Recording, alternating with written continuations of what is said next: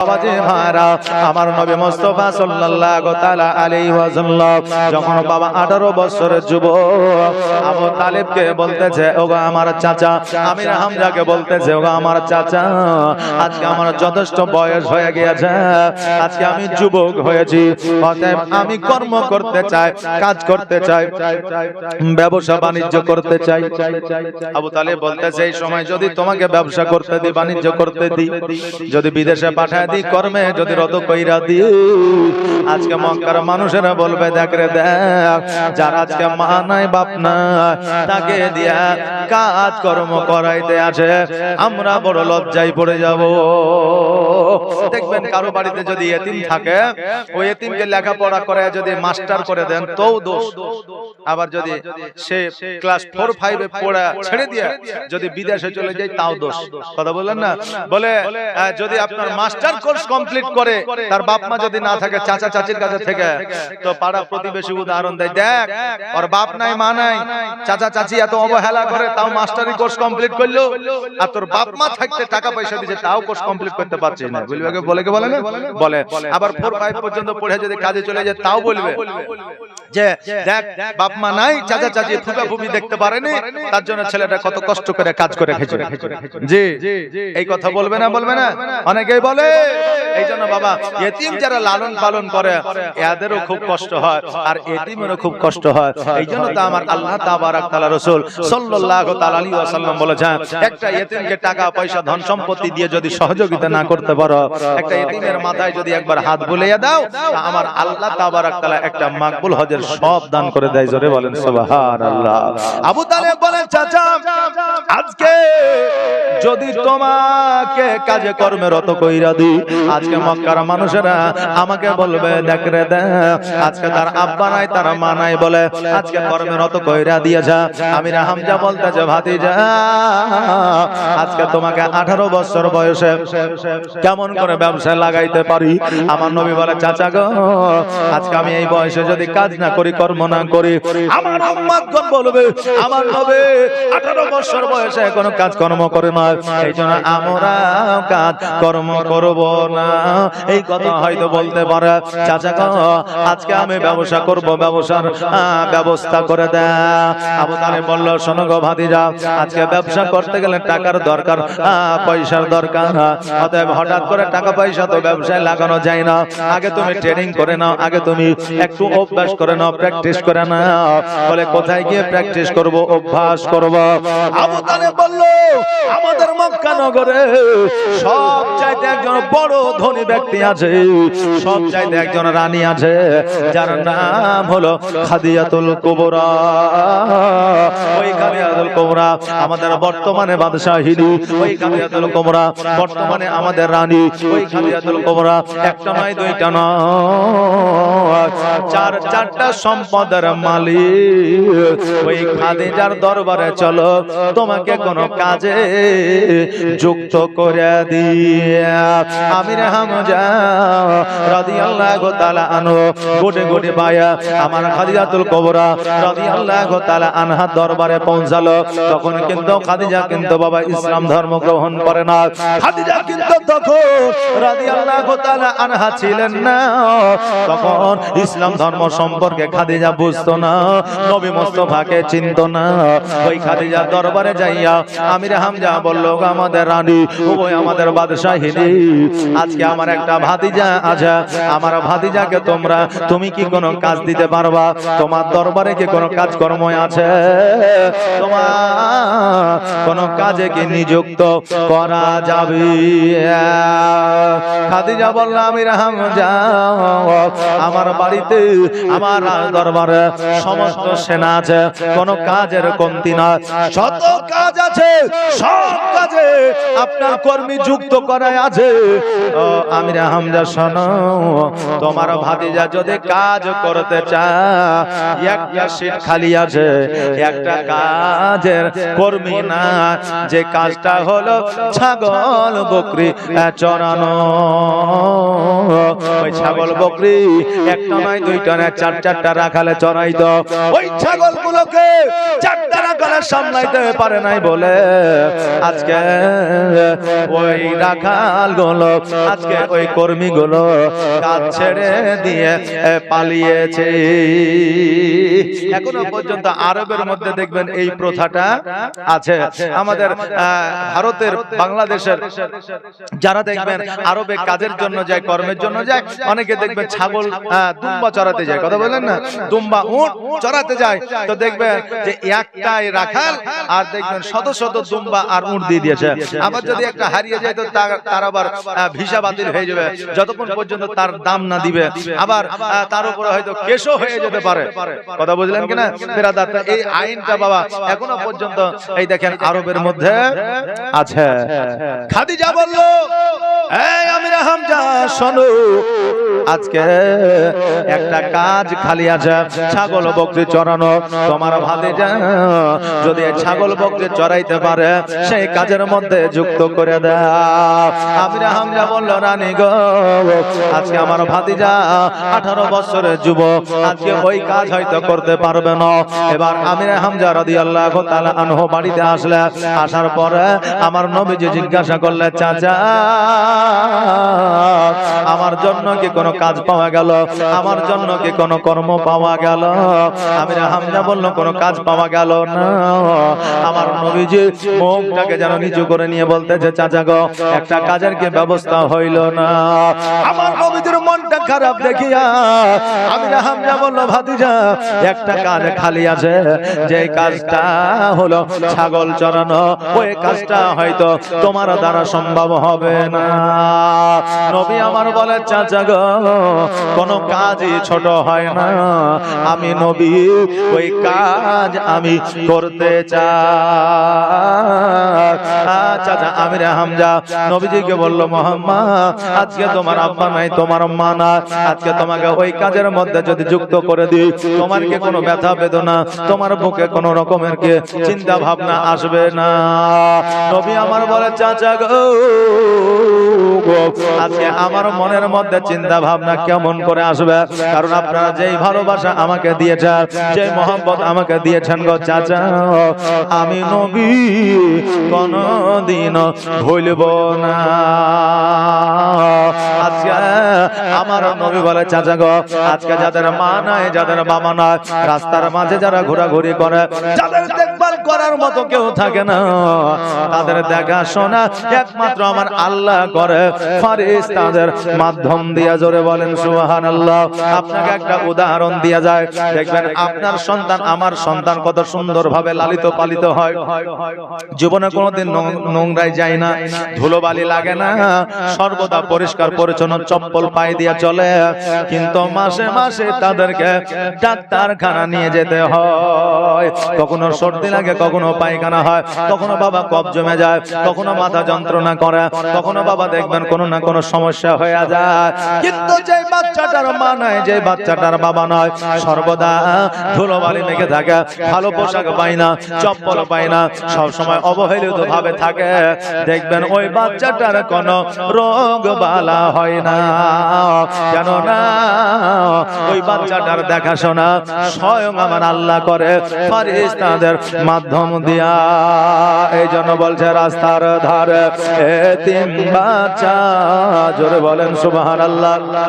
আর রাস্তার ধারে এতিম বাচ্চা কেন বসে কান্দে রে, আরশের পায়া হিলে রে। রাস্তার ধারে এতিম বাচ্চা কেন বসে কান্দে রে, আরশের পায়া হিলে রে। আর রাস্তার ধারে এতিম বাচ্চা বসে বসে কেন আজ কান্দিয়া যা, আর খোদা তাআলা ডেকে তামাম ফেরেশতাদের তাই তো কয় ফেরেশতাদের তাই তো কয় তাড়াতাড়ি করে তোমরা তাড়াতাড়ি করে তোমরা আনাও না কোলে তোলে রে আরশের পায়া হিলে রে রাস্তার ধারে এতিম বাচ্চা রাস্তার ধারে এতিম বাচ্চা কেন বসে কান্দে রে আরশের পায়া হিলে রে আর রাত পোহালো দিন ফুরালো আর তো সময় না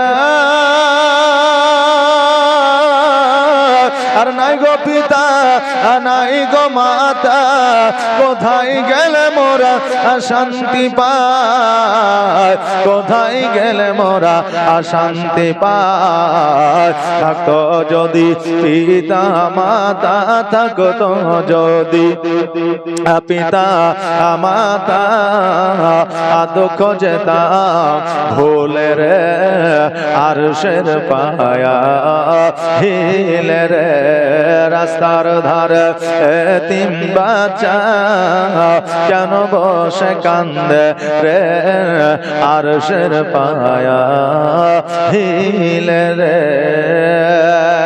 আল্লাহুম্মা সাল্লি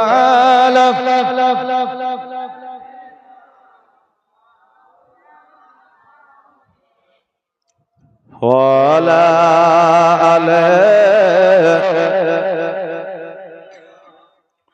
মৌলানা মুহাম্মদ বাবাজি আমার ভাইরা আমার নবী মুস্তাফা সাল্লাল্লাহু তাআলা আলাইহি ওয়াসাল্লাম বললেন আমি ওই ছাগল বকরি চড়ানোর জন্য প্রস্তুত আছি রাজি আছি আমার নবীজিকে লইয়া খাদিজার দরবারে গিয়ে হাজির হইলা খাদিজা বলল আমি রে হামজা শোনো তোমার ভাতিজা যখন রাজি আছে আগামী কালকে থেকে কাজে যুক্ত হয়ে যাবে ছাগল বকরি চড়ানোর জন্য চলে যাবে দেখবে আমি মাসের শেষে ঠিক আমি বেতন দিয়ে দিব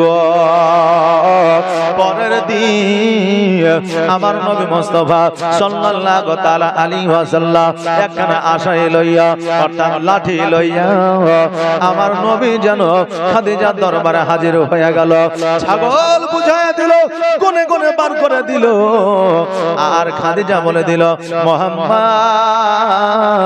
আজকে এতগুলো ছাগল দিলাম এতগুলো ছাগলই আবার যেন ফিরে পায় গনে গনে আবার ঘরের মধ্যে ঢোকায় দিবে ছাগলের দুম্বার পেটগুলো যে খালি আছে একটা ছাগলের পেট যেন খালি না থাকে প্রত্যেকটা ছাগলের পেট যেন পূরণ হয়ে যায় আহারে কর্ম করা কত সোজা নয় আজকে যারা বিদেশে কাজ করে 10 তলা 12 তলা 5 তলা উপরে ঝুলে ঝুলে বাবা ভাড়াতে কাজ করে আর দিনের শেষে 1000 টাকা 1200 টাকা 500 টাকা লইয়া 3 মাস 6 মাসে একত্রিত করে বাড়িতে নিয়ে আসে আর বাড়িতে নিয়ে আসার পরে বাড়ির মানুষজন মনে করে অতি সহজে টাকাটা বাড়িতে এসেছে কিন্তু কত কষ্ট করে এসেছে ওই যুবকই জানে আজকে আমরা জলসা করে কিছু পয়সার জন্য আজকে জলসা করে ইসলামের খিদমত করার জন্য আজকে জলসা করে সমাজের আপনার সেবা করার জন্য এবার কিছু মানুষ করে বক্তারা বেশি পয়সা কামায় যে বেশি পয়সা কামায় কিন্তু বাবারে জীবনের মূল্য পয়সা চাইতে বেশি না কম এই বেশি না কম বেশি বাবারে আমরা যে একটা জায়গা থেকে আরেকটা জায়গা যাই আজকে রাত্রি জেগে জেগে ড্রাইভারেরা আপনার কত যে কষ্ট করে গাড়ি গাড়িটা চালাই, দেখবেন যদি কোনো অ্যাক্সিডেন্ট হয়ে যায়, ওই অ্যাক্সিডেন্ট হওয়ার কারণে যদি কোনো দুর্ঘটনা ঘটে যায়, তাহলে কি অসুবিধা কার হবে? আমারই হবে। যেমন আজকে আস্তে আস্তে বললেন এত জাম এত ভিড় যে আগে যে গাড়িটা ছিল আজকে ব্রেক করেছে আর আমার ড্রাইভার কন্ট্রোল করতে পারেনি, যায় ধাক্কা, সঙ্গে সঙ্গে আপনার ধোঁয়া উঠতে লাগলো, এসির যে তার ছিল মনে হয় কেটে গেছে, আমার গাড়ির সামনেটা দেখবেন একবারে টেপা হয়েছে। নাহলে আজকে থাকার কথা ছিল, কালকে একবারে জালসা করে বাড়ি যেতাম। তো আগামী কালকে গিয়ে আবার গাড়িটা দেখাতে হবে, কারণ হলো যে এখন তো কন্টিনিউ চলবে, তো গাড়ি যদি না থাকে তাহলে আমরা দুর্বল। বলার যদিও উদ্দেশ্য ছিল না, তবুও বললাম আপনাদের যে টাকা কারোরই, চাই মাস্টার হোক, ডাক্তার হোক, উকিল হোক, রাজমিস্ত্রি হোক, ব্যবসায়িক হোক, যেই হোক না কেন, পয়সা কোনোদিন সহজে উপার্জন হয় না। বেরাদার, কষ্ট আপনাকে করতেই হবে। আর পৃথিবীর মধ্যে হালাল কাজ যেগুলো হবে, কোন কাজে ছোট হয় না, কোন কাজকে ছোট করে দেখা যাবে না। কেউ যদি ছোট করে কোন কাজকে দেখে, দেখবেন তার জীবনে তারাক্কি হবে না, তার জীবনে উন্নতি হবে না। বেরাদার, আপনি কোটি টাকার বিজনেস করবেন, আগে 10 টাকা দিয়ে শুরু করবেন, তবেই তো কোটি টাকা হবে। আর ডাইরেক্ট কোটি টাকা দিয়ে শুরু করবেন, তো ওই কোটি টাকা কি করে আপনি নিয়ে আসবেন? কোথা থেকে নিয়ে আসবেন? এই জন্য বাবা, কোনো ব্যবসা, কোনো বিজনেস, কোনো কাজকে ছোট করে দেখা যাবে না, যদি কাজটা আপনার হালালি হয়। আমার নবী মুস্তাফা সাল্লাল্লাহু তাআলা আলাইহি ওয়াসাল্লাম বলে, ওগো আমাদের বাদশাহিরি, আজকে আমি নবী কথা দিলাম, একটা ছাগলের পেটও খালি থাকবে না, জয়টা ছাগল নিয়ে গেলাম, তয়টা ছাগলে আমি আপনারা এই ঘরের মধ্যে গুনে গুনে ঢুকায়া দিব। নবী আমার ছাগলগুলোকে নিয়ে রওনা হয়ে গেল। আর খাদিজাতুল কুবরা রাজ দরবারে আসলো, আসার পরে তার দাসীদের ডাকলো, ডাকার পরে বলল, আমার দাসীরা চলো ছাদের উপরে একটু মজা নিব, একটু আমরা আনন্দ নিব। বলে কেমন করে? বলে একটা যুবক এসেছে ছাগল চড়ার জন্য, 4টা রাখালে ছাগলগুলো সামলাতে পারেনি, আর একটা যুবক নুরানিময় চেহারা নিয়ে এসেছে, এ কেমন করে ছাগলগুলো সামলায় একবার দেখবো। ছাদের উপরে উঠিয়া যখন ছাগলগুলো একদিকে যাবে আর একদিকে যাবে, সামনে যাবে, পেছনে যাবে, অর্থাৎ পূর্ব পশ্চিম উত্তর দক্ষিণে যাবে, ওই বাচ্চা ওই যুবক ছুটাছুটি করবে, একবার পূর্বে যাবে, একবার পশ্চিমে যাবে, একবার সামনে যাবে, একবার পেছনে যাবে। এটা দেখিয়ে আমরা আনন্দ নিব। দেখবেন কারো যদি দেখবেন রেশনের চাল বলেন, ডাল বলেন, রাস্তা দিয়ে নিয়ে এসে সাইকেল থেকে পড়ে গেল, ছিটিয়ে গেল, অনেকে দেখবেন আনন্দ পায়, অনেকে আনন্দ, হ্যাঁ কেমন করলি আসলে পড়ে গেল রে। হ্যাঁ, কেউ যদি বর্ষা দিনে হাঁটতে হাঁটতে দেখবেন পড়ে যায়, একবারে ধারাপ করে পড়ে গেল, হ্যাঁ, তো ওকে যে ধরবে তার আগে বললেন দাঁত বাইরে করে হাসছে, হ্যাঁ, আবার বুঝে না যে ও পড়ে যায়, লজ্জিত হয়েছে এমনি, আবার ওর নাইট হাতে বুঝলেন এই কাদা দেখে চাচা পড়ে গেছিলেন নাকি, লোকের সামনে বুঝলেন না, এটাতে যে কত লজ্জিত হয়েছে ওই একমাত্র জানে। হ্যাঁ, তো এই জন্য আমরা অনেকে বললেন কিছু কর্ম, কিছু কাজ আছে, আমরা কেউ বুঝে মজা নিই আর কেউ না বুঝে আমরা আনন্দ নিই। তো খাদিজা একজন রানী, বাদশাহিনী, তখন অত জ্ঞান ছিল না, আর তখন ইসলাম সম্পর্কে তার অভিজ্ঞতা ছিল না। তো খাদিজা বলছে দাসী, তো দাসী দেখবেন যারা দাসী হবে, মেয়েদের বন্ধু মেয়ে হয় নাকি না ছেলে হয়? মেয়েদের বন্ধু মেয়ে হয়। তো আমার খাদিজার দাসী ছিল মেয়েরা। এখন বাবা মেয়েদের বন্ধু মেয়ে হয় না, এখন মেয়েদের বন্ধু ছেলেও হয়, ছেলেদের বন্ধু মেয়েও হয়। তো এখন ইংরেজি ভাষায় একটা কথা আবার বলছে, বন্ধুও বলছে না, ফ্রেন্ডও বলছে না, কি যেন বলছে, বৃষ্টি না কি বলছে, বেস্টু, না না বেস্ট ফ্রেন্ড নয়, বেস্টু ডাইরেক্ট ডট ডট ডট, বুঝলেন না? তো বলছে আমার বেস্টু, সুবহানাল্লাহ। তা আমাদের এখন বর্তমানে মায়েদের বুঝলেন পুরুষ বন্ধু হয়েছে, পুরুষদের মেয়ে বন্ধু হয়েছে বেরাদার। তবে মেয়েদের বন্ধু মেয়েরা হয়, ছেলেদের বন্ধু ছেলেরা হয়। ইসলাম শরীয়ত কোনোদিন আপনার মেনে নেয় না, প্রাধান্য দেয় না। এটা কোনো রুলস নিয়ম নাই যে ছেলে আপনার কোন মেয়েকে বন্ধু করতে পারবে, এরকম কোনো অপশন নাই, এরকম কোন সুযোগ নাই বেরাদার মিল্লাত ইসলামিয়া। কিন্তু আমরা এখন নিউ জেনারেশন, একটু আগে বলছিলাম না যে আমরা এখন আপডেট হয়েছি, তো এমন আপডেট হয়েছি, এই আপডেটের কোনো কাজ আমাদের নাই, হয় না বেরাদার। খাদিজাতুল কুবরা রাদিয়াল্লাহু তাআলা আনহা দাসীদেরকে লইয়া ছাদের উপরে গেল, আর ছাদের উপরে যাইয়া ডান দিকে তাকায়, বাম দিকে তাকায়, পেছনে তাকায়, নবীকে দেখা যায় না, সামনে তাকায়, নবীকে দেখা যায় না, শুধু ছাগল দেখা যায়, দুম্বা দেখা যায়, বকরি দেখা যায়, কিন্তু নবীকে দেখা যায় না। খাদিজা লক্ষ্য করে দেখলো মোহাম্মদ কোথায় গেল, কোথায় গেল। আজকে ছাগলগুলা কত বদমাইশি করে না, কারো জমিতে লাগে না, কোথাও যায় না, দৌড়াদৌড়ি করে না, ছোটাছুটি করে না। আজকে রাখাল ছাড়া ছাগলগুলো এত সুন্দর পরিবেশে চরান করে আমি এর আগে কোনোদিন দেখি নাই। জোরে বলেন সুবহানাল্লাহ। এবার ছাদের উপরে উঠিয়া ঘোরাঘুরি করছে, আর যেন লক্ষ্য করে দেখছে, দেখতে দেখতে লক্ষ্য করে দেখছে যেন আমার নবী মুস্তাফা সাল্লাল্লাহু তাআলা আলাইহি ওয়াসাল্লাম একটা বাবলা গাছের নিচে হাতের উপরে মাথা দিয়া লাঠিখানাকে পাশে রাখিয়া যেন চোখ দুটাকে বন্ধ করে আরাম করছে। জোরে বলেন সুবহানাল্লাহ। খাদিজা রাদিয়াল্লাহু তাআলা আনহা উনি যেন আপনার হতভম্ব হয়ে গেলেন, অবাক হয়ে গেলেন, চারটা রাখালে সামলাইতে পারে না, আর নবী একাই ছাগলগুলো সামলায়, তাও আবার শুয়ে থাকিয়া। এটা কেমন করে সম্ভব? দাসীদেরকে বলে, দাসীরে এই যুবক কিন্তু সাধারণ যুবকের মতো যুবক নয়, নিশ্চয় এর মধ্যে কোনো অলৌকিক আপনার কাহিনী আছে, দৃশ্য আছে। এবার বাবা খাদিজাতুল কুবরা রাদিয়াল্লাহু তাআলা আনহা যেন আপনার তাকায়া তাকায়া নবীজির দিকে লক্ষ্য করে যেন দেখতে আছে। দেখবেন কোন নতুন জিনিস যখন দেখবেন ওই জিনিসটার দিকে আপনারা চেয়ে চেয়ে থাকবেন না, থাকেন না? থাকে। খাদিজা দেখতেছে আমার নবীকে, হঠাৎ করে দেখছে যেন একটা মস্ত বড় সাপ আমার নবীজির মাথার উপরে ফনা তুলেছে। সঙ্গে সঙ্গে খাদিজা সৈন্যদের ডাক দেয়, আরে সৈন্যরা জলদি করে লাঠি লইয়া যা, ওই দেখ মোহাম্মদ আমিরে হামজার ভাতিজা শুয়ে আছে বাবলা গাছের নিচে, একটা সাপে ফনা তুলেছে, যে কোনো মুহূর্তে দংশন করে দিতে পারে, জলদি করে যা আর সাপটাকে তোরা মেরে আয়। এবার সৈন্যরা লাঠি নিয়ে লোটা নিয়ে যেন ছুটতে আরম্ভ করেছে। আমার নবীর কাছে যখন পৌঁছে গেছে, দেখছে যেন নবী আরাম করছে, সাপ যেন দেখা যায় না। এবার সৈন্যদের হট্টগোল দেখে নবী আমার চোখটা খুললে বলতেছে, কি ব্যাপার, এখানে কেন তোমরা, কিসের জন্য? বলে তোমার মাথার উপরে একটা সাপ ছিল। বলে তোমরা দেখেছো? বলে না। আমার নবী বলল, এই জায়গায় কোনো সাপ নাই, তোমরা রাজপ্রাসাদে ফিরে যাও। সকল সৈন্যরা রাজপ্রাসাদে বাবা ফিরে আসলো। আমার নবীজি এইভাবে ছাগল বকরিগুলো সন্ধ্যা পর্যন্ত চরণ করিয়া এবার বাড়িতে নিয়ে আসলো। রাজপ্রাসাদে আপনার গনে গনে যেন ঢোকায় দিল। একটা ছাগল বকরিও কম না, আর একটা ছাগলের পেটও খালি না, সব ছাগলের পেট পূরণ হয়ে গেছে। খাদিজা অবাক হইয়া মুহাম্মদ সাল্লাল্লাহু তাআলা আলাইহি ওয়াসাল্লামকে ডাক দিয়া বলল, এ যুবক শোনো রে, আজকে এত রাখাল বাগাল আমার দরবারে কাজকর্ম করেছে, কেউ এত সুন্দরভাবে ছাগল চড়াইতে পারে না, কেউ কোনো ছাগলের পেট পূরণ করতে পারে না। আজকে ছাগলগুলো এত বদমাইশি করেছে, কোনো না কোনো ছাগলের ক্ষয়ক্ষতি হয়েছে, কিন্তু আজকে কোনো ছাগলের ক্ষয়ক্ষতি হয় না, বদমাইশি করে না। আজকে তোমার মধ্যে যে অলৌকিক দৃশ্য দেখলাম, এটা আমি দেখে নিজেকে আমি বিশ্বাস করতে পারছি না। আমার নবী বলে, খাদিজা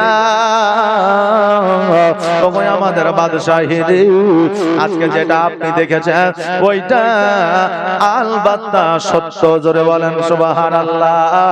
কারণ আমার নবীকে যারা স্বপ্নের মাধ্যমে দেখে তারা কোনোদিন ভুল স্বপ্ন দেখে না, কারণ নবীর ডুপ্লিকেট পৃথিবীর মধ্যে কোনো শয়তান করতে পারবে না।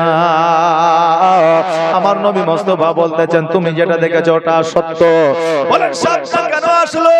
বলে খাদিজা, আমি যখন ওই বাবলা গাছের নিচে শুয়েছিলাম, সাপটা আমার মাথার উপরে ফনা তুলেছিল ঠিকই, কিন্তু ওই সাপটা ফনা তুলেছিল আমাকে দংশন করার জন্য নয়। ওই বাবলা গাছের পাতার উপর দিয়া সূর্যের আলো পড়তেছিল। ওই সাপটা যখন দেখেছিল আমার নবী মুস্তাফার মুখের উপরে সূর্যের আলো পড়ছে, নবীর আরাম করতে অসুবিধা হচ্ছে, এই জন্য ওই সাপটা ফনা তুলিয়া সূর্যের আলোটাকে আড়াল করেছিল, যাতে আমার আরাম হয়ে যায়। জোরে বলো সুবহানাল্লাহ। মেঘ মেঘ মাথায় ছায়া করে মোর নবীজির মাথাতে, জোরে বলেন সুবহানাল্লাহ। মেঘ মাথায় ছায়া করে মোর নবীজির মাথাতে, আর সাপ এসে হাওয়া করে দয়ার নবীর গায়েতে। মেঘ মাথায় ছায়া করে মোর নবীজির মাথাতে, আর সাপ এসে হাওয়া করে দয়ার নবীর গায়েতে। তাকিয়ে দেখেন দয়ার নবী, তাকিয়ে দেখেন দয়ার নবী, রহমতের খাজানা আর দিন দুনিয়ার বাদশা সেজে তাজদারে মদিনা। তাই হালিমা তোমার কোলে, তাই হালিমা তোমার কোলে কে এসেছে দেখো না, আর দিন দুনিয়ার বাদশা সেজে তাজদারে মদিনা। মরুভূমির গরম বালু নরম পায়ে হাত বোলায়, জোরে বলেন সুবহানাল্লাহ।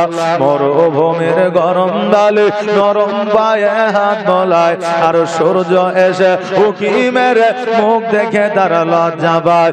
মরুভূমির গরম বালু নরম পায়ে হাত বোলায়, আর সূর্য এসে উকি মেরে মুখ দেখে তার লজ্জা পায়। চাঁদের মতো চাঁদ পেয়ে, চাঁদের মতো চাঁদ পেয়ে আর আমি না রইলে না, দুনিয়ার বাদশা সেজে তাজদারে মদিনা। তাই হালিমা তোমার কোলে, তাই হালিমা তোমার কোলে কে এসেছে দেখো না, আর দিন দুনিয়ার বাদশা সেজে তাজদারে মদিনা। আল্লাহুম্মা সাল্লাল্লাহু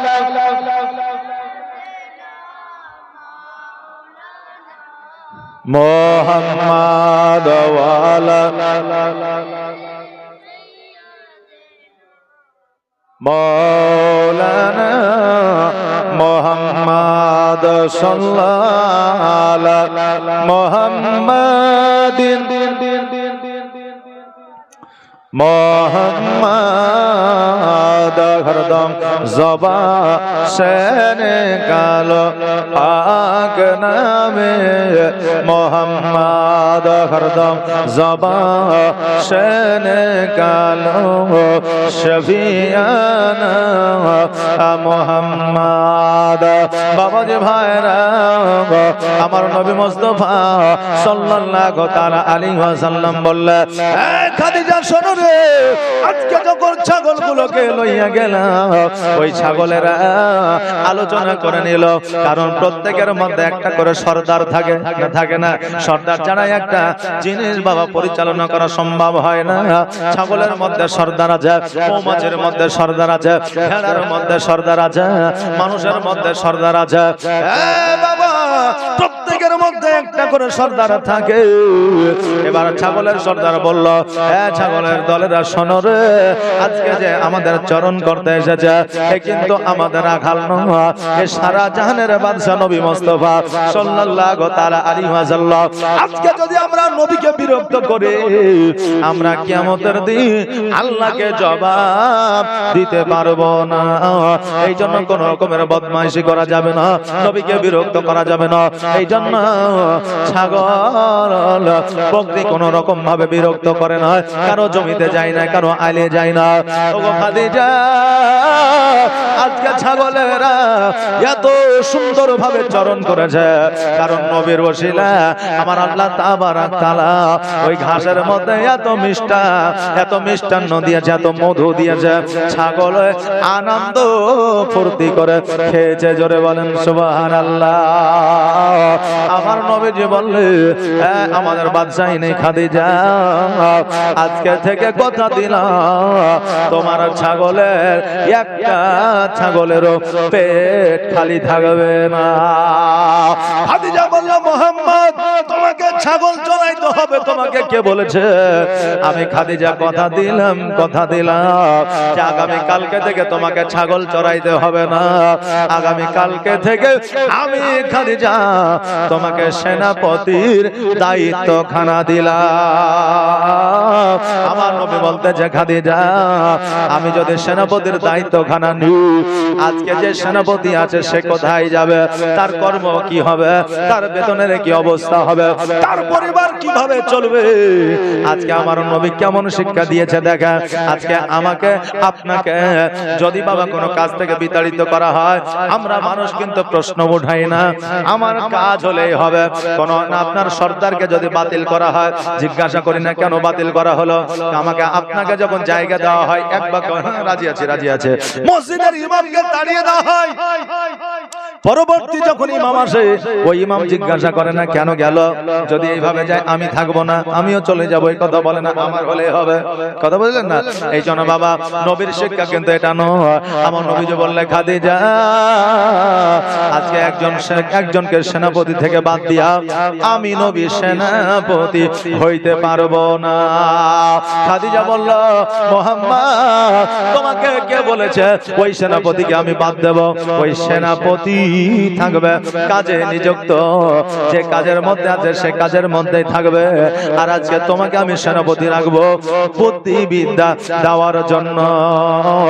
আমার নবী মুস্তাফা সাল্লাল্লাহু তাআলা আলাইহি ওয়াসাল্লাম বললেন তবে রাজি আছি, তবে আমি থেকে যাব যদি তাকে বাদ না দেওয়া হয়। বললে আগামী কালকে তুমি আমার সিটের আমার গদির পাশে থাকবে, তোমাকে সেনাপতির দায়িত্বখানা দেওয়া হলো। নবী আমার বাড়িতে গেল, বাড়িতে যাওয়ার পরে চাচা আমির হামজাকে বলল চাচা গো আমার প্রমোশন হয়েছে, আমাকে খাদিজা সেনাপতির স্থান দিয়েছে। চাচা আজকে যদি আমার বাবা মা বেঁচে থাকতো, আজকে আমার আব্বা মা না কতই না খুশি হইতো, আমার আব্বা মা কতই না আনন্দে আনন্দিত হইতো। আমির হামজা বলল ভাতিজা আজকে যেহেতু তুমি সেনাপতি হয়েছ, আজকে একটু দেখাশোনা করে তুমি চলবে, যেহেতু উচ্চ পদের তুমি জায়গা পেয়েছ। আমার নবী মুস্তাফা সাল্লাল্লাহু তাআলা আলাইহি ওয়াসাল্লাম যখন বাবা বাড়ি থেকে রাজপ্রাসাদে আসে, রাজপ্রাসাদে আসার পর আমার নবীজের ব্যবহার চরিত্র দেখিয়া, নবীজের কথা বলা দেখিয়া, আমার নবীজের কাজকর্ম দেখিয়া খাদিজা যেন পুরোপুরি কনফিডেন্স আমার নবীর উপরে রেখে দিয়েছে। খাদিজা বলে মুহাম্মদ অনেকদিন ধরে ব্যবসায় যাওয়া হয় না, অনেকদিন ধরে বাণিজ্য যাওয়া হয় না, আমার সেনাপতি আমার সৈন্যরা বাণিজ্যে যাবে, তার সঙ্গে তোমাকেও যাইতে হবে। মুহাম্মদ তুমি কি জীবনে কোনোদিন বাণিজ্য করেছো, ব্যবসা করেছো? নবী আমার বলে খাদিজা ওই আমাদের বাদশাহিনী, আমি নবী জীবনে কোনোদিন ব্যবসা বাণিজ্য করিনি ঠিকই, কিন্তু ব্যবসা বাণিজ্যের সম্পর্কে আমার অভিজ্ঞতা আছে, কারণ আমার চাচার সঙ্গে আমি বিদেশে বাণিজ্যে গিয়েছি, কেমন করে ব্যবসা করেছে এটা জানি, কেমন করে লাভ করেছে এটা জানি, কেমন করে গ্রামে গ্রামে শহরে ঘুরেছে সেটাই আমি জানি, তবে ব্যবসা আমি নিজে কোনোদিন করি না। আমি নবী কথা দিছি ব্যবসা আমি যদি যাই লাভ হবে, লোকসান হবে না, ক্ষতি হবে না। আমার খাদিজাতুল কুবরা রাদিয়াল্লাহু তাআলা আনহা বললেন মুহাম্মদ বলো তবে কবে তুমি ব্যবসার জন্য রওনা হবে, কবে তুমি বাণিজ্যের জন্য যাবে? নবী আমার বললেন যে আপনি যেদিন বলবেন সেদিনই যাব, কারণ আপনি যেহেতু রানী বাদশাহিনী সর্দারিনী, তা আপনি যেই দিন বলবেন আমি সেই দিনই রওনা হয়ে যাব।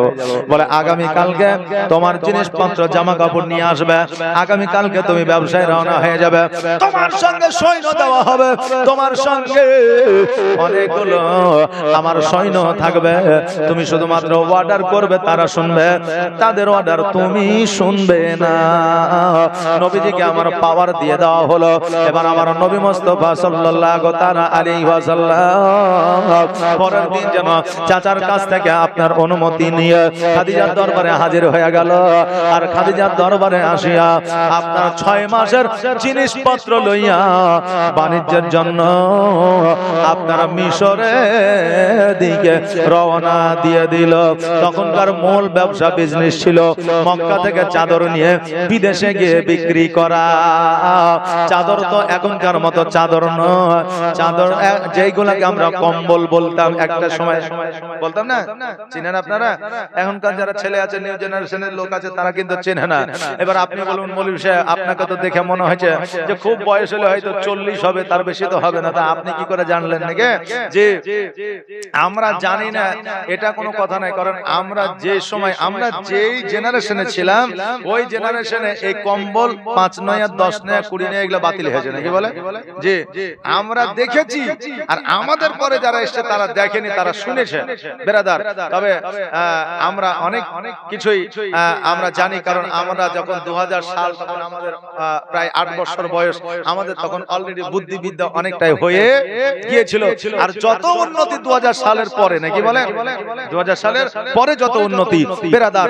আজকে আমার নবী মুস্তাফা সাল্লাল্লাহু আলাইহি সাল্লাম মক্কা থেকে বাণিজ্যে ব্যবসায় গেল মিশরে, আপনার কম্বলের ব্যবসা করতে। তখনকার এটাই মেন ব্যবসা ছিল, চাদর বিক্রি করা।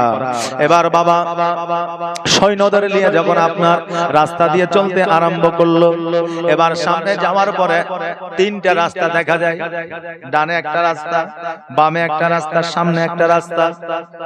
এবার আমার নবীজি বলতেছে সামনে রাস্তা দিয়ে চলো। সঙ্গে উমাইয়া ছিল। উমাইয়া বলল, মুহাম্মদ তুমি জীবনে কোনোদিন বাণিজ্যে আসো না, ব্যবসায় আসো না, সেনাপতির দায়িত্ব হঠাৎ করে তুমি পেয়েছো, আজকে তুমি তোমার পাওয়ার দেখাতে যাও না।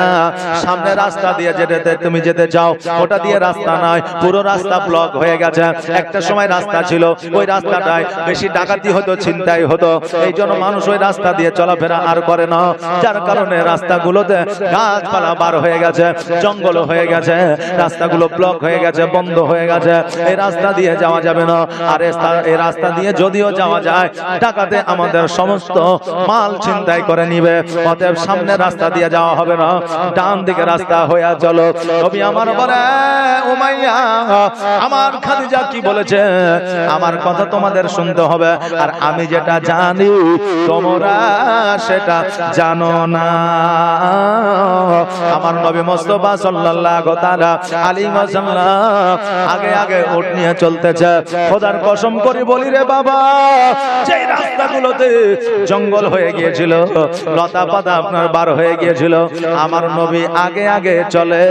আর লতা পাতা গাছপালা সবাই নিজে নিজে সরে সরে আমার নবীকে যেন রাস্তা বানায়া দেয়। জোরে বলে সুবহানাল্লাহ। সকল সৈন্যরা দেখিয়ে যেন হতভম্ব হয়ে যায়, অবাক হয়ে যায়। এইরকম অলৌকিক দৃশ্য আগে কখনো দেখি না। মেয়ত রাস্তায় যখন চলে গেছে, যাওয়ার পরে দেখছে যেন শত শত উট ওই জঙ্গলের মধ্যে যেন পড়ে আছে। কোন উটের পায়ে ঘা হয়ে গেছে, কোন উট যেন দুর্বল হয়ে গেছে, কোন উটের শরীরে যেন গোস্ত নাই, মাংস নাই, কোন উট যেন আপনার জ্বরে জর্জরিত হয়ে আছে, কোন উটের যেন বাবার লেজ না, উটগুলো যেন চলতে পারে না, উট আপনার কোন রকম ভাবে চলাফেরা করতে পারে না। কোন উটকে যেন বাঘে আপনার খাম করে দিয়েছে, শিয়ালে খাম করে দিয়েছে, ক্ষত বিক্ষত করে দিয়েছে। আর ওই উটগুলা আমার নবীজিকে দেখিয়া দুই চোখ দিয়ে পানি ঝরাইয়া আমার নবীকে বলতেছে, ইয়া রাসূলুল্লাহ, ইয়া হাবিবাল্লাহ, আপনি যখন এই পথ দিয়ে এসেছেন, আজকে আপনি আমাদের জন্য একটু দোয়া করে দেন, আল্লাহ যেন আমাদের সুস্থ বানায়া দেয়। আমরা যে মালিকের কাছে থাকতাম, ওই মালিকের কাজ যতদিন হয়েছে ততদিন আমরাকে ব্যবহার করেছে। আর যখন আমরা দুর্বল হয়ে গেছে, আমাদের অসুখ হয়ে গেছে, আমাদের মালিক আমাদের জঙ্গলের মধ্যে ফেলে গেছে। রাসূলুল্লাহ, আজকে আমরা অসহায়, আমাদের জন্য একটু দোয়া করে দাও। আমার নবী মুস্তাফা সাল্লাল্লাহু তাআলা আলাইহি ওয়াসাল্লাম উটের পৃষ্ঠে থেকে নামিয়া আল্লাহর দরবারে দোয়া করলেন। আর আল্লাহর দরবারে যেমনই দোয়া করা, সমস্ত উট যেন কারেন্টের মতো সুস্থ হয়ে গেলেন। জোরে বলেন সুবহানাল্লাহ। যেমনই সুস্থ হয়ে যাওয়া আমার নবী মুস্তাফা সাল্লাল্লাহু তাআলা আলাইহি ওয়াসাল্লামের পদতলে যেন আপনার চুম্বন করতে আসে। কারণ হইল আজকে ওই পশু পাখিরা তারা জানতো যে এই পথ দিয়ে আমার নবী আসবে, তারা খুশবু, তারা সেন্ট পেয়েছিল, যার জন্য ওই জায়গায় তারা শুয়েছিল। আর আল্লাহর কাছে দোয়া করেছিল, আল্লাহ গো এই পথে আমার নবীকে পাঠায়া দাও, আমার নবী আমাদের জন্য দোয়া করে দেবে। আর আল্লাহ তুমি আমাদেরকে সুস্থ বানায় দিবা। আল্লাহ আদম আলাইহিস সালামের দোয়া নবীর ওসিলায় কবুল করেছিলা, আজকে নবীর ওসিলায় আমাদেরকে তুমি সুস্থ বানায়া দিবা।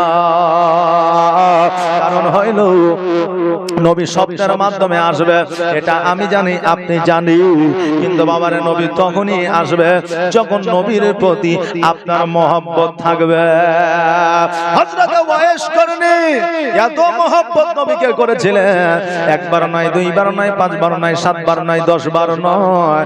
আমার হযরত ওয়াইস করনি রাত্রি বেলায় যখনই বিছানায় শায়িত হয়ে যাইতে, আমার নবীজি ওই ওয়াইস করনির স্বপ্নের মাধ্যমে চলে আসতেন। জোরে বলেন সুবহানাল্লাহ।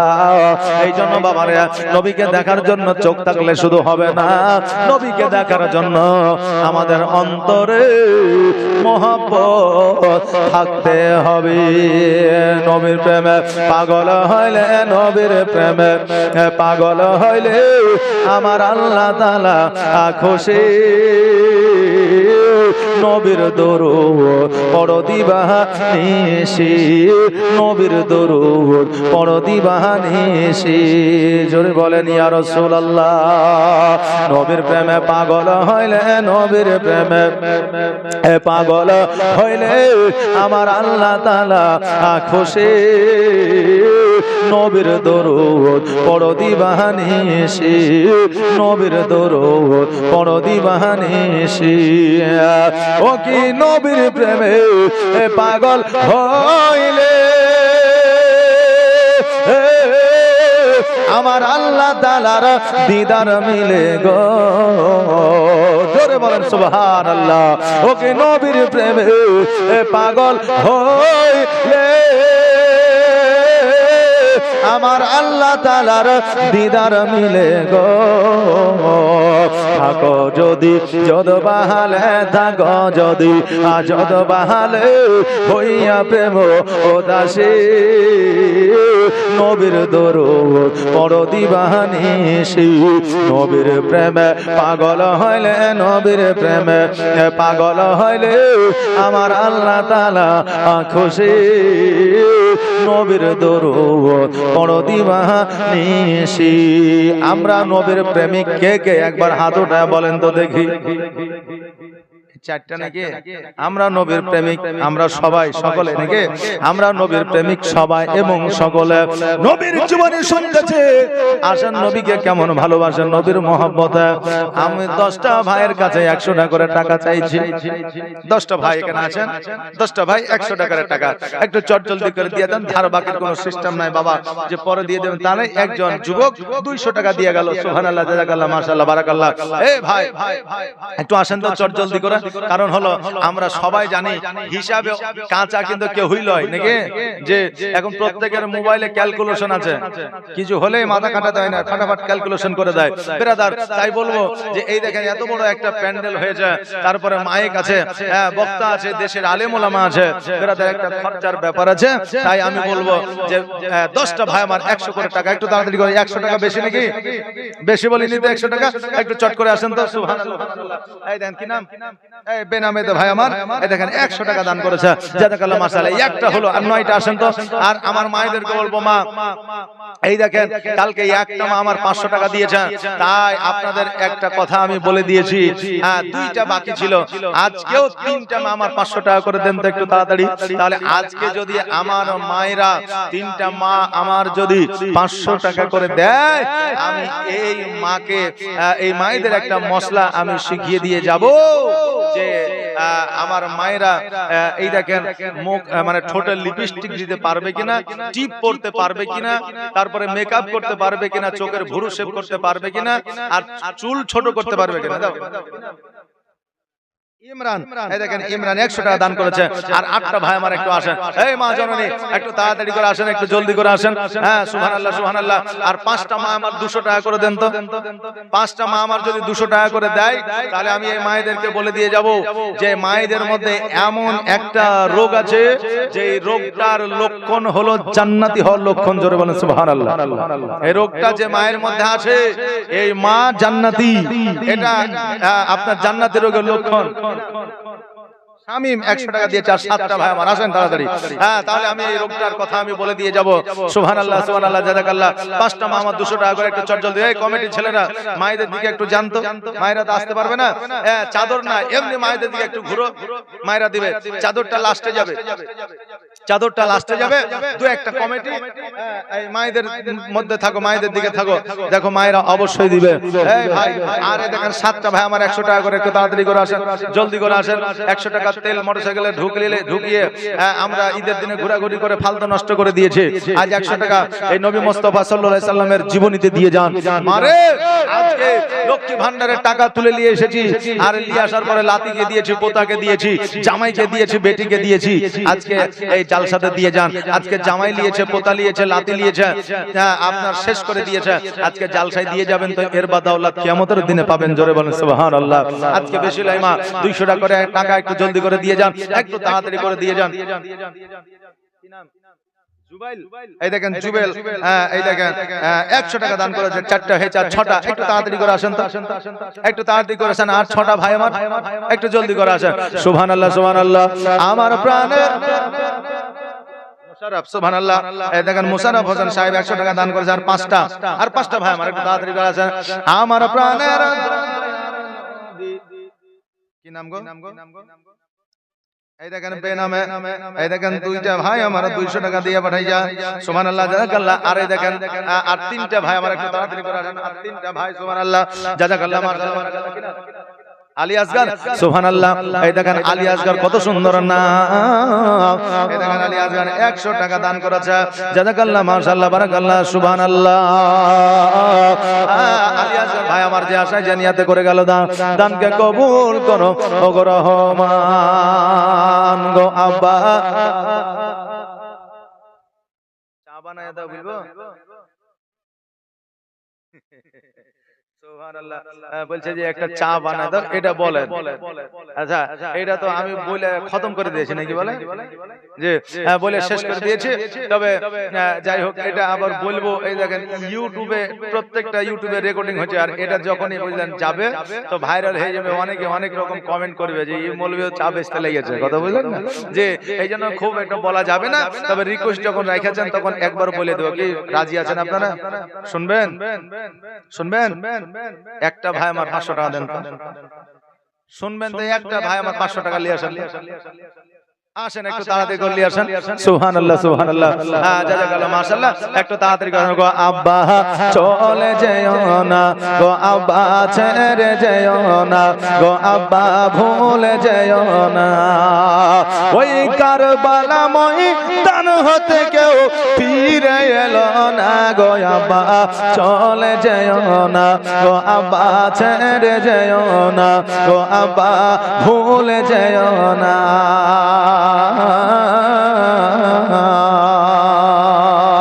ওই কারবালা আজ রক্তে লাল হয়ে যায়, তার আগুন জলে বুঝি আমার কলিজায় গো, আব্বা আমার কলিজায়। জোরে বলেন সুবহানাল্লাহ। ওই কারবালা আজ রক্তে লাল হয়ে যায়, তার আগুন জলে বুঝি আমার কলিজায় গো, আব্বা আমার কলিজায়। আর তো সহা যায় না আব্বা এতই বেদনা গো, আব্বা চলে যেও না গো, আব্বা ভুলে যেও না গো, আব্বা রেখে যেও না। ওই কারবালা ময়দান হতে গিয়ে ফিরে এলো না গো, আব্বা চলে যেও না গো, আব্বা ভুলে যেও না গো, আব্বা তুমি যেও না।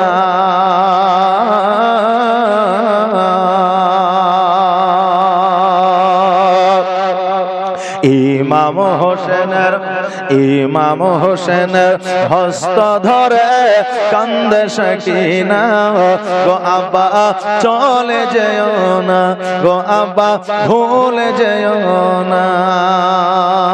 সুবহানাল্লাহ জাযাকাল্লাহ। আর দুইটা ভাই আমার 100 টাকা করে দিতে পারবে না, তাহলে 10টা হয়ে যাবে। আর দুইটা ভাই আমার একটু জলদি করে তাড়াতাড়ি করে আসা।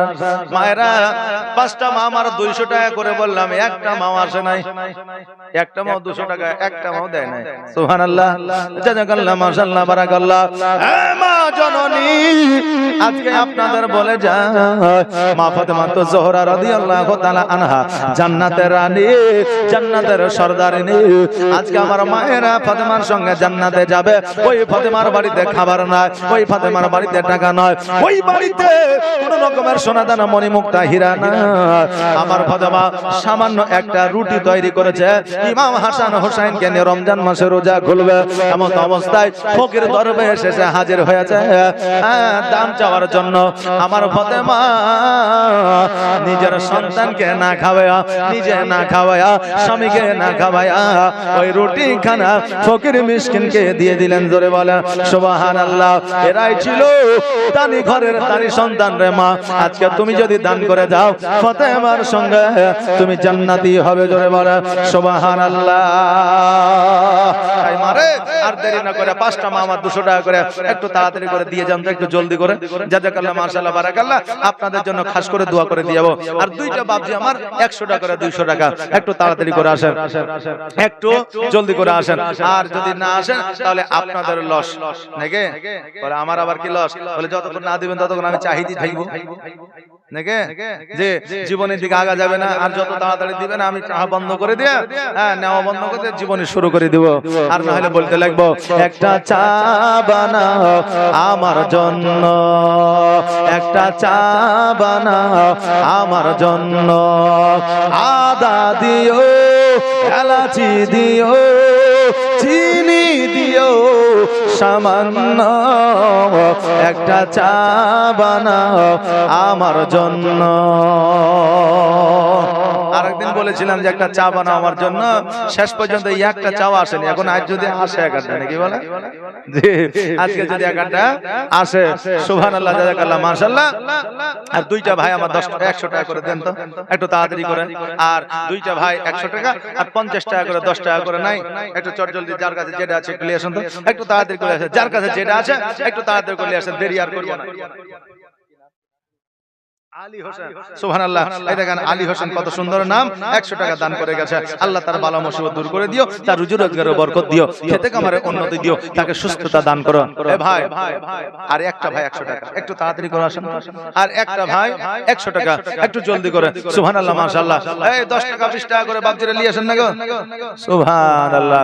আমি বললাম কমিটির ছেলেরা মায়েদের দিকে একটু ঘোরাঘুরি করো, যে মায়েরা কেউ হয়তো টাকা দিবে মনে করছে কিন্তু হয়তো কাউকে পাচ্ছে না তাই দিচ্ছে না, নাকি বলেন, কাউকে পাওয়া যাচ্ছে না তাই দেওয়া হয়তো হয়েছে না, মায়েরা তো উঠে আসতে পারছে না, একটু দেখো অবশ্যই দিবে।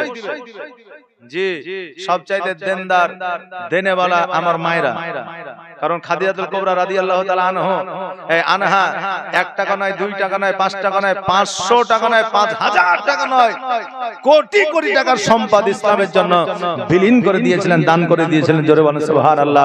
ওই খাদিজাতুল কুবরা রাদিয়াল্লাহু তাআলা আনহার জাত আমার মায়েরা। সুবহানাল্লাহ সুবহানাল্লাহ। আর একটা ভাই আমার 100 টাকা দিবেন।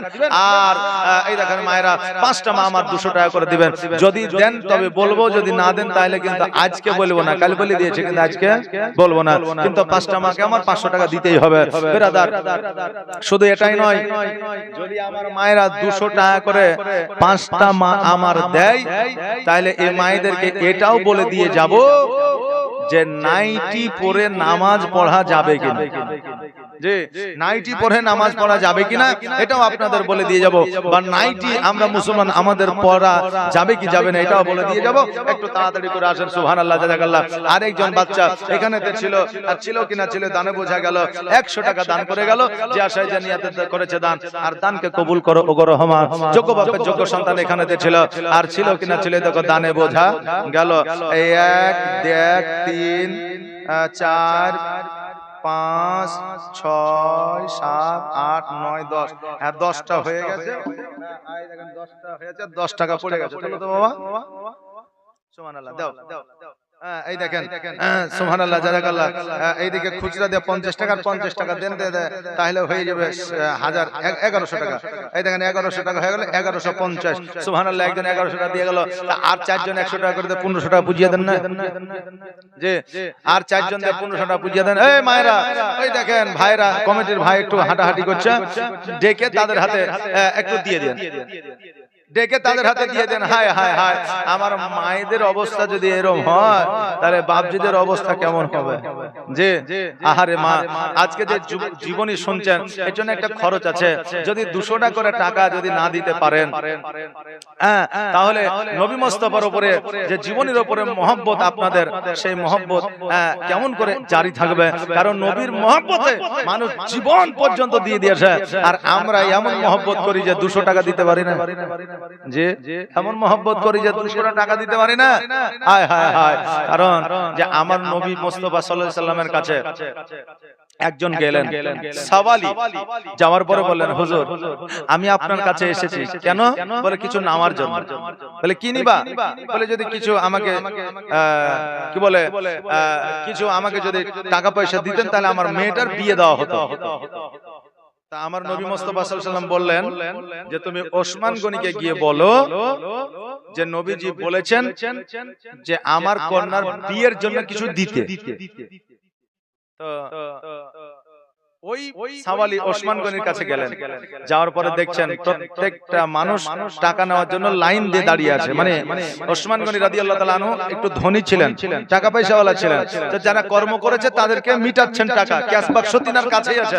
তো ওই ব্যক্তি যে দাঁড়িয়ে আছে চুপ করে, আর তাদেরকে ধমকাচ্ছে না টাকা দিচ্ছে, কাজ ঠিকঠাক হয়নি, খেজুরের ডালগুলো ভালো করে ছাটিস নি, কি করে টাকা নিস, মানে যাই হোক মালিকের যেটা কাজ হয় আর কি সেভাবে দিচ্ছে। তো ওই লোকটা ভয় আবার নবীজির কাছে ঘুরে চলে গেছে।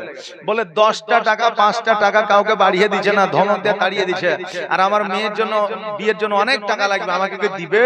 তো নবীজি বললে শুধু আমার কথা গিয়ে বলো, তুমি ভয় করছো কেন? আবার গেল, যাওয়ার পরে ওসমান গনির কাছে দাঁড়িয়েছে। ওসমান গনি যাই, তুমি বারবার আশ্চর্য চলে এসেছো, তুমি কি বলছো বলো তো আগে।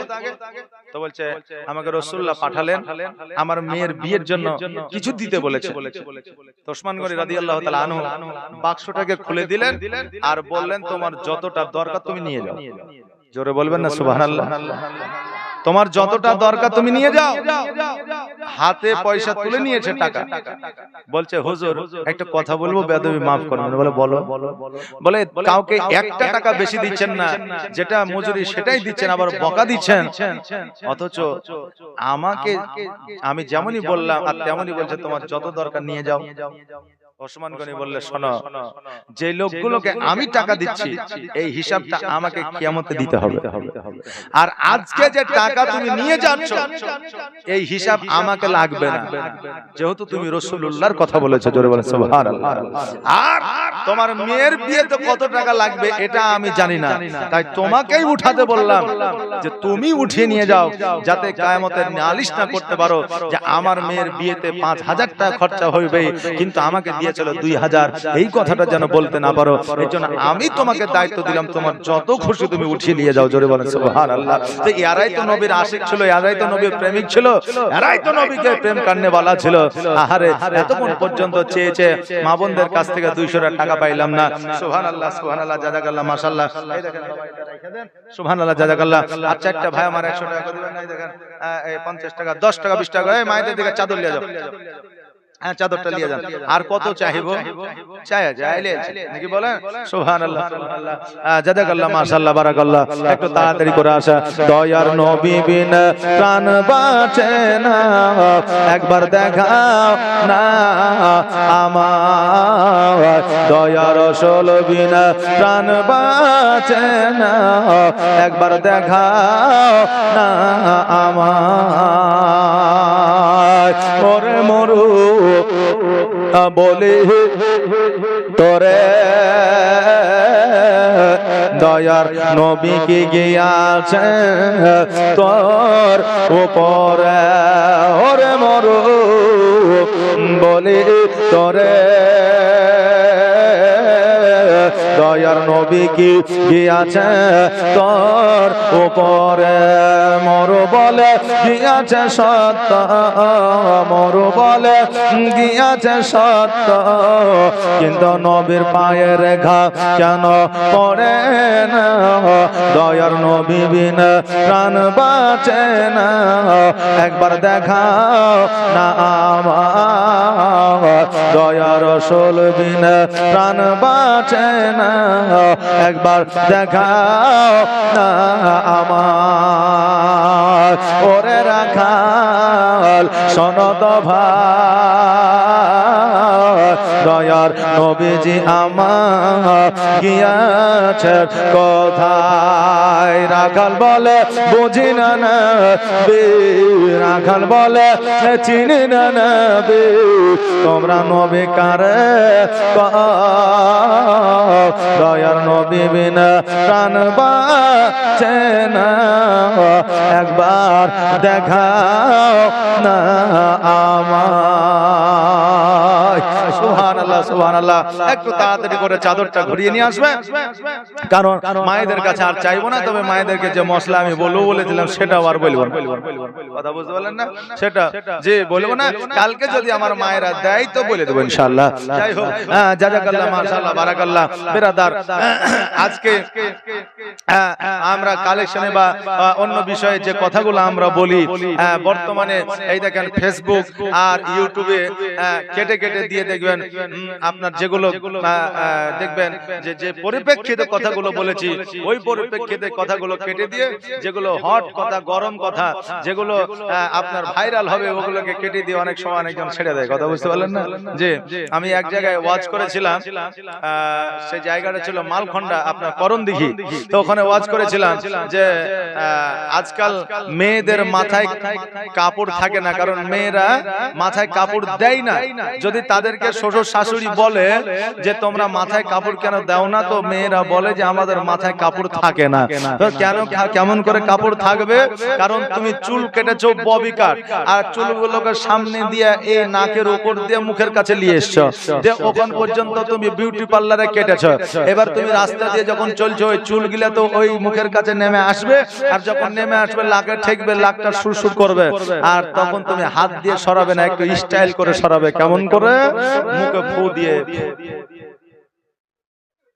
এমনি করে যখন মারবে ঝাড়ি চুলগুলো উড়বে মাথার কাপড়টা নিচে পড়বে আচ্ছা বলেন মাথায় কাপড় থাকবে থাকবে না তো বাবা এটাকে আপনার ভাইরাল করে দিয়েছে এখন অনেকে কমেন্ট করেছে ওখানে আমি দেখলাম যদিও ইউটিউবের আমি চিনি না তো অনেকে কমেন্ট করেছে যে আচ্ছা মৌলভী সাহেবের এই কথাটা বলার কি দরকার ছিল যে শুধু এই ফোমটা মেরেছি ওটাই ছেড়ে দিয়েছে বলেন আগে পিছে আর কিছু ছাড়েনি একজন যুবক তার নানিকে নিয়ে গেছে ডাক্তার দেখাতে নানির শরীর খারাপ অনেকে নানিকে ভালোবাসে দাদিকে ভালোবাসে না তো নানিকে নিয়ে গেছে ডাক্তারখানা এখন ডাক্তার দেখাই এবার টোটোতে করে বাড়ি নিয়ে আসছে এখন নানি বলছে লাতি রে আমার শরীর একটু খারাপ হচ্ছে চোখটা একটু বন্ধ করব তো টোটোতে আরাম করে চোখটা বন্ধ করতে পারি না তো বলছে নানি এক কাজ করো আমার ঘাড়ে মাথা দাও দিয়ে চোখটা বন্ধ করে একটু আরাম করো তো তখন বাড়ি চলে যাব তো বলে ঠিক আছে নানি লাতির দেখেন কাঁধে মাথা দিয়ে চোখটা বন্ধ করে আরাম করছে আর সামনে আরেকজন বুঝলেন যুবক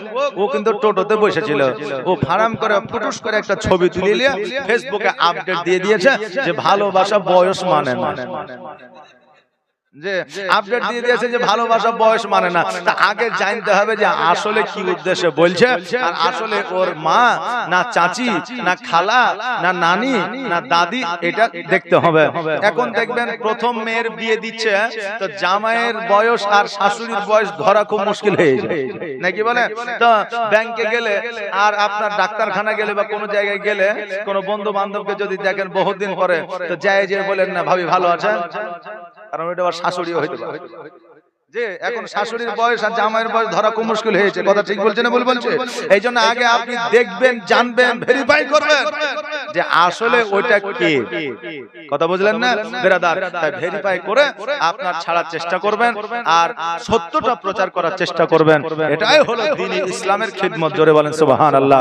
বাপজি ভাইরা, আমার মায়েরা, আজকে রাস্তা, আজকে এখানে ওখানে সেখানে জীবনী হচ্ছে, আর আগামী কালকে আপনাদের জীবনী শেষ হয়ে যাবে। তা আমরা বলি যে কালকে জীবনী শেষ, কিন্তু এই জীবনী কি কিয়ামত পর্যন্ত শেষ হবে? হবে না। আজকে আপনার গ্রামে শেষ হবে, কালকে অন্য গ্রামে হবে, ওই গ্রামে শেষ হলে পরশু আরেক গ্রামে হবে। যতদিন পৃথিবী চলবে ততদিন পর্যন্ত আপনার এই জীবনী চলতে থাকবে। আজকে মুসলমানের প্রতি অত্যাচার আজকে শুধু নয়, আজকে আমাদের প্রতি অত্যাচার হচ্ছে এটা নয়, আব্বাল থেকে অত্যাচার করে চলে আসছে। ফেরাউন অত্যাচার করেছে, সাদ্দাত অত্যাচার করেছে, তারা সব গায়েব হয়ে গেছে। আজকের চাইতে আগের দিনে বড় বড় জালিম ছিল, তারা চলে গেছে। আজকে যে জালিমরা জুলুম করতেছে তারাও চলে যাবে। এটা শুধুমাত্র একটা পরীক্ষা, নইলে একটা গজব, আর নইলে ইমানদারের আপনার ধৈর্যের পরীক্ষা, তাছাড়া কিছুই না। মুসলমানকে আব্বাল থেকে নিয়ে এখন পর্যন্ত ধ্বংস করতে পারেনি, কিয়ামত পর্যন্ত পারবে না। যারা শিক্ষিত, যারা বিজ্ঞান, যারা আপনার কোরআনকে ভেরিফাই করছে, তারা আজকে অন্যান্য ধর্মকে ছেড়ে দিয়ে আমার এই ইসলাম ধর্ম গ্রহণ করছে। জোরে বলেন সুবহানাল্লাহ। তাই এই ইসলাম সত্য ছিল, সত্য থাকবে, কিয়ামত পর্যন্ত থাকবে। ইসলামকে আজও পর্যন্ত কেউ মিটাতে পারেনি, কিয়ামত পর্যন্ত মিটাইতে পারবে না। বাজি ভাইরা, তাই আমার মায়েরা একটু জলদি করে কালকে চলে আসবেন, আর কালকে যখন আসবেন তখন কিছু পয়সা একটু নিয়ে আসার চেষ্টা করবেন। কারণ আমার মোটামুটি 12টা বা 1টা নাগাদ আমার মোবাইলে টুইং করে মেসেজ চলে এসেছে, 1000 টাকা শারমিনা দিবে। কথা বুঝলেন না? মানে বলতে চাইছি যে লক্ষ্মী ভান্ডারের টাকা ঢুকে গেছে। 10 টাকা দিয়ে আর চেক করার দরকার নাই। মা বোনেরা অনেকে চেক করে 10 টাকা দিয়ে, তো 10 টাকা দিয়ে আর চেক করার দরকার নাই, কারণ আমার বিবির নাম হচ্ছে শারমিনা বিবি। তো মেসেজ চলে এসেছে যে টাকা ঢুকে গেছে, মানে সবারই ঢুকেছে, তো আর 10 টাকা দিয়ে চেক করার দরকার নাই। কালকে 11টায় অ্যাকাউন্টে যাবেন, বেশি লয় 500 টাকা তুলবেন আর জাল চালিয়ে এসে দান করবেন। একবার বলেন তো ইনশাআল্লাহ। আমার মা বোনেরা বলেন ইনশাআল্লাহ। তবে যে ইনশাআল্লাহ বলবো না, মনে গেলে দিব, না গেলে না দিব, কিন্তু ইনশাআল্লাহ বলবো না। কথা বললেন না? সুবহানাল্লাহ, সুবহানাল্লাহ। অবশ্যই মা বোনেরা, আজকে যুবক ছেলেরা কষ্ট করে জালসার ব্যবস্থা করেছে, জীবনের ব্যবস্থা করেছে। আজকে এই জায়গাটা একটা খরচা আছে মা, তাই আপনাদের সংখ্যা বেশি, তাই আপনাদের কাছে বেশি চাইছি। আর ইসলামের জন্য দান যারা করেছে এর মধ্যে মহিলারা বেশি, কারণ মহিলারা যদি আপনার আকৃষ্ট না থাকতো, মহিলারা যদি আজকে নবীর প্রতি খুশি না থাকতো, মহিলারা যদি নবীকে ভালো না বাসতো, তাহলে ইসলাম প্রতিষ্ঠিত হইতো না। কারণ যুদ্ধের ময়দানে গেছে পুরুষ ঠিকই, কিন্তু ওই পুরুষকে মা বোনেরাই পাঠিয়েছে। কথাকে বুঝতে পারলেন না? বিবাহ করেছে, বিবাহের রাত্রে, বাসর রাত্রিতে বিবির সঙ্গে মিলিত না হইয়া যুদ্ধের ডাক পড়েছে। বিবি বলেছে, স্বামী তুমি ইসলামের জন্য যুদ্ধে চলে যাও। আজকে যদি আমাদের মুলাকাত না হয়, কাল কিয়ামতের দিনে মুলাকাত হবে। জোরে বলেন সুবহানাল্লাহ। তাহলে এই মায়েরা আজকে ওই পুরুষকে যুদ্ধের ময়দানে পাঠিয়েছে, এই জন্য যুদ্ধের ময়দানে পুরুষরা গিয়েছে। আজকে যে মোহরানার ক্ষমা স্বামীকে করেছে, এই জন্য যুদ্ধের ময়দানে পুরুষরা গিয়েছে। আজকে শুধু পুরুষরাই যে ইসলামকে দ্বন্দ্বায়মান করেছে তা নয়, আজকে আমার মা বোনেরাও ইসলামকে দ্বন্দ্বায়মান করেছে। জোরে বলেন সুবহানাল্লাহ। আজকেও খোদার কসম করে বলি, আমার মা বোনেরা যদি একটা ইরাদা করে, আমার মা বোনেরা যদি নিয়াত করে যে আমাদের স্বামীরা যদি 5 ওয়াক্ত নামাজ না পড়ে, রোজার মাসে রোজা যদি না করে, তাহলে রান্নাও করব না, খাওয়া দাওয়া করব না, আমার স্বামীকে খেতেও দিব না, আর তার কোনো কাজকর্ম করব না, দেখবেন ওই স্বামী 5 দিনে সোজা হয়ে যায়। কথা বললেন না? 5 দিনে সোজা হয়ে যাবে। বেরাদান মিল্লাত ইসলামিয়া, একজন বিবি স্বামীর খিদমত করেছে, ইবাদত করেছে, বান্দেগি করেছে, সব কিছু করেছে, করার পরে স্বামী একদিন রাত্রিবেলা বিবিকে আহ্বান করেছে। বিবি কিন্তু রমজান মাস বলে আহ্বানে কোনো সাড়া দেয়নি। ওই বিবি একদিন কোন রোগে আক্রান্ত হয়ে মারা গেছে। মা স্বপ্নে দেখছে যে ওই বেটি জাহান্নামে আছে। কিসের কারণে? একটা কারণে, স্বামীর কথার অবাধ্য হওয়ার কারণে। বেরাদার, তবে যদি আপনি ইসলামিক কোন কাজ যদি স্বামীর বিরুদ্ধে করেন, সেটা আপনার জন্য প্রযোজ্য।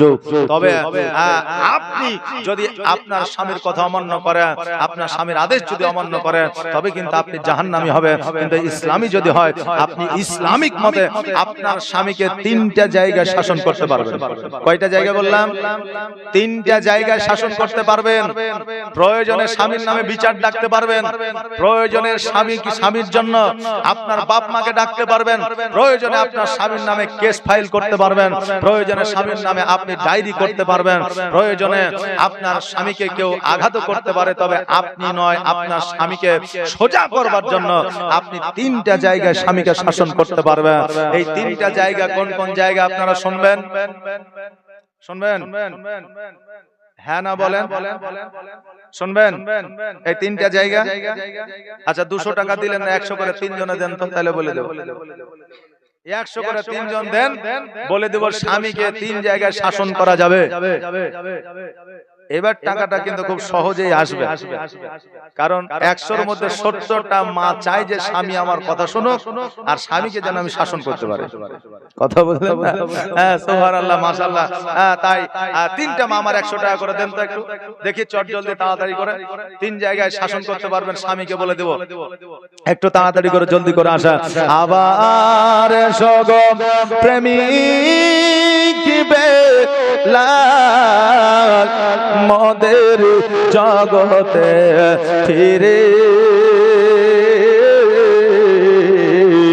নতুন করিয়া আজান হাকিতে কাবার মিনার পরে আবার সগো প্রেমিক বেলাল মদের জগতে ফিরে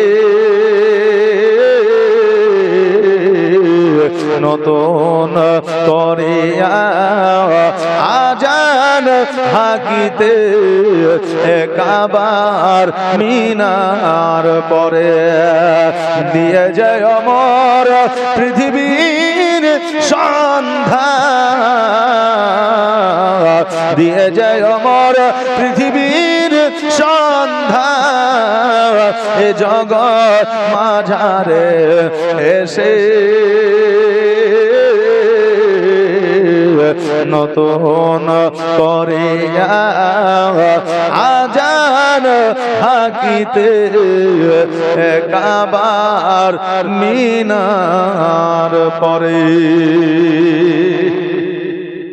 সুবহানাল্লাহ। দেখেন 100 টাকা কে দিয়েছে? তুমি দিলা? আর 100 টাকা তুমি দিলা? সুবহানাল্লাহ।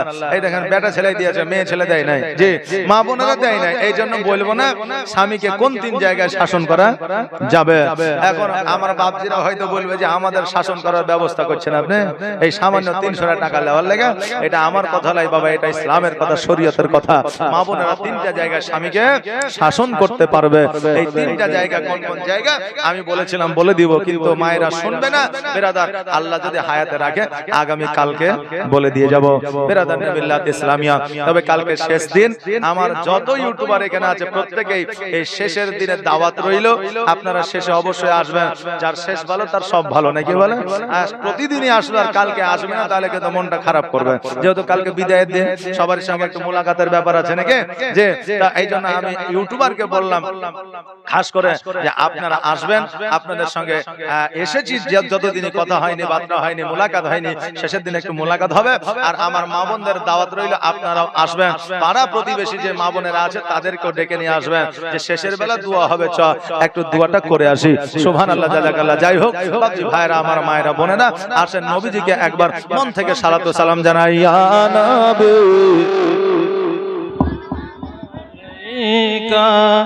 ইয়া রাসূল সালাম আলাইকা,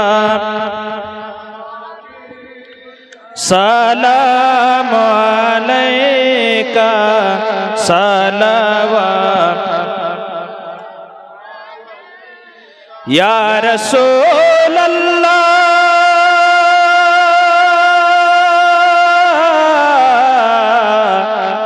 ইয়া হাবিবে বারোহি রবিউল আউয়ালে এলেন মা আমিনার কোলে দরবারে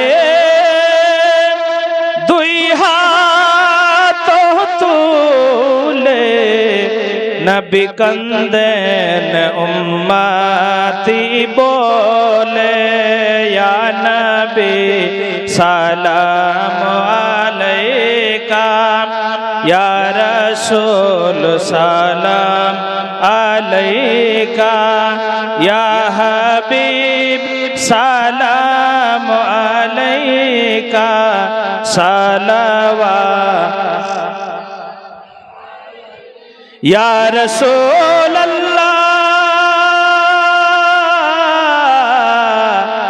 ইয়া হাবিবাল্লাহ গর্ভেতে পিতা হারালেন শৈশবে মাতা হারালেন ধরাতে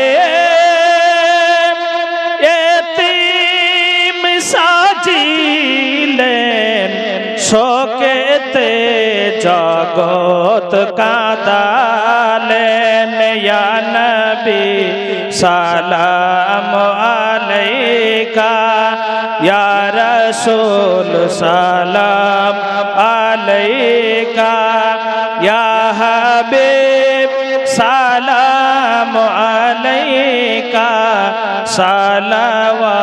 সালাওয়াতুল্লাহ আলাইকা আসসালাতু ওয়াসসালামু আলাইকা ইয়া রাসূলুল্লাহ আসসালাতু ওয়াসসালামু আলাইকা ইয়া হাবিবাল্লাহ আসসালাতু ওয়াসসালামু আলাইকা ইয়া নূরাম মিন নূরিল্লাহ ওয়া আলা আলিকা ওয়া আসহাবিকা ইয়া শাফিয়ানা ইয়াউমাল জাযা বালাগাল উলা বিকামালিহি কাশাফাত তুজা বিজামালিহি হাসনাতু জামিউ খিসালিহি সাল্লু আলাইহি ওয়া আলিহি বসে যা